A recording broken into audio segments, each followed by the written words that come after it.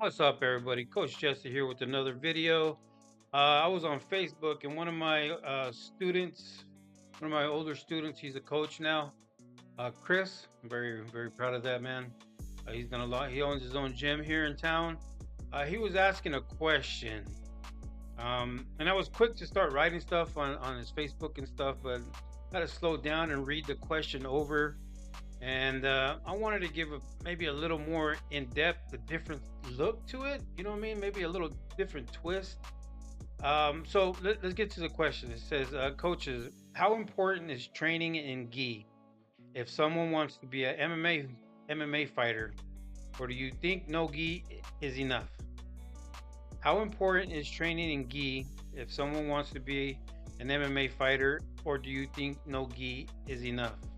All right. So basically, somebody wants to be an MMA fighter. Do they need to train in the gi, or is no gi enough?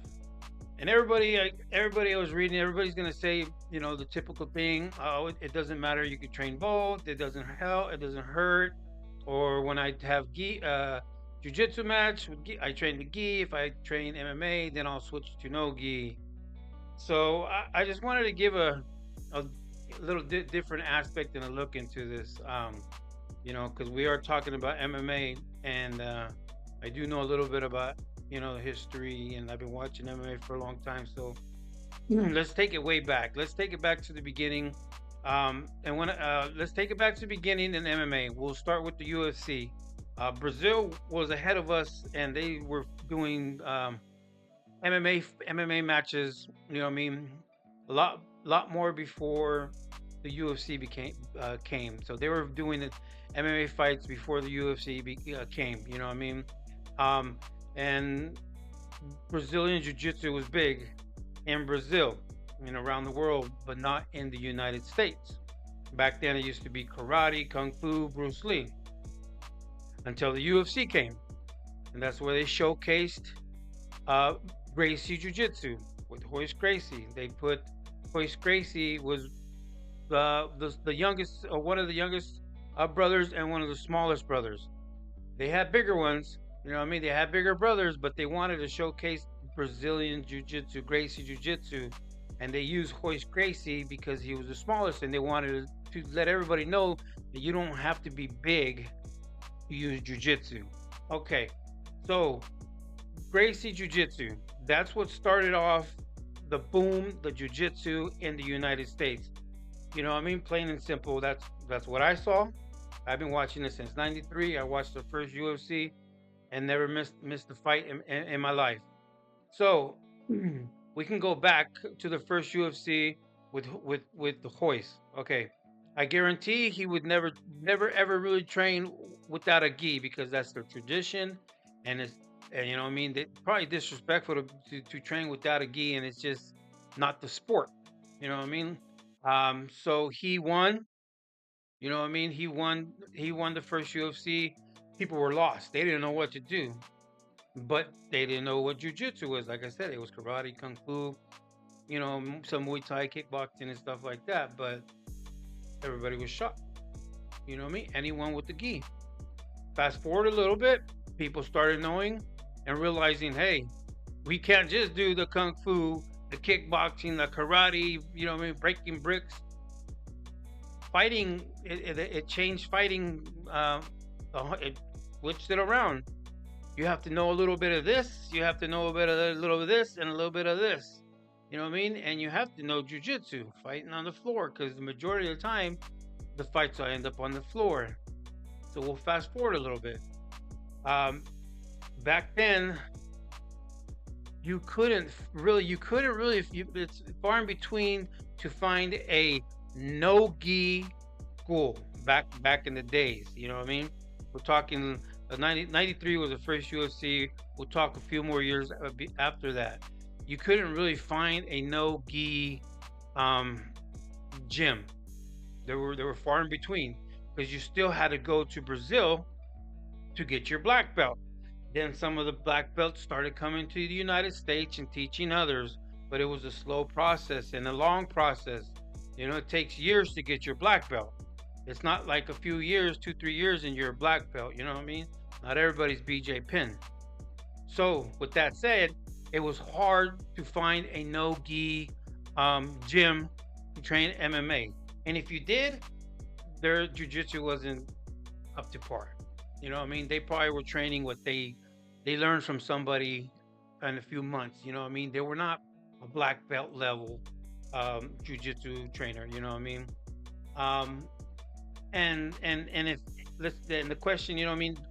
Gi, Victor Belfort, beast, beating people's asses. He trained strictly probably gi. You know what I mean? So we know training gi works.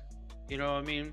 So this is there's no right or wrong answer to this. But Victor Belfort, we seen that he trained gi, and he would beat the shit out of people. You know what I mean? Fast forward a few more years, now we have people like Eddie Bravo, strict. He trained gi before, but then strictly no gi. You know what I mean? And no gi is a little bit more um, realistic for MMA, I say.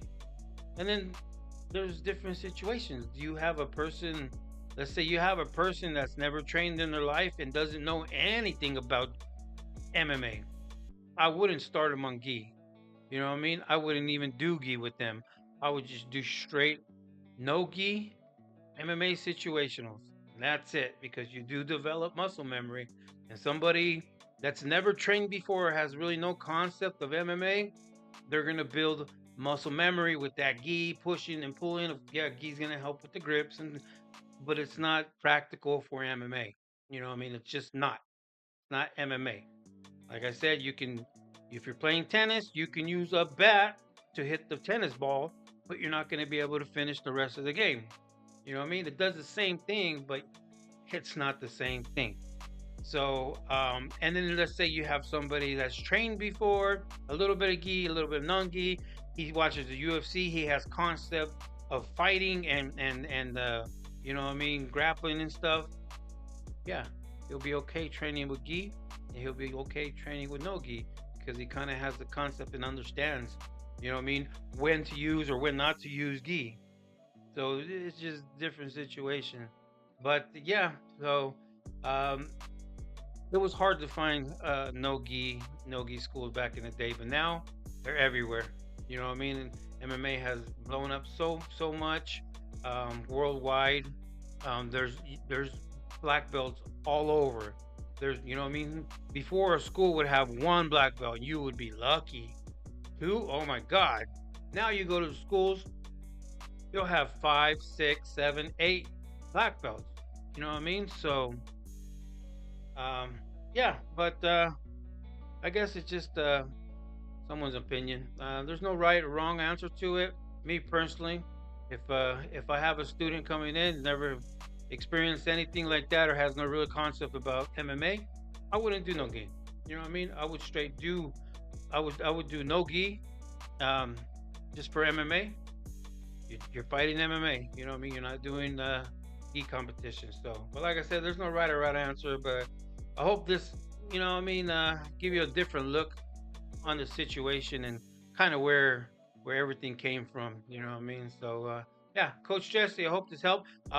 Leave your comment in the comment section. Do you agree with me? Do you don't agree with me? Give me your opinion. Gi, no gi, MMA. You know what I mean? So like and subscribe, Chris. I hope this helped you out a little bit. You know what I mean? So this old man still got a little knowledge. Yeah, Coach Jesse, I'm out.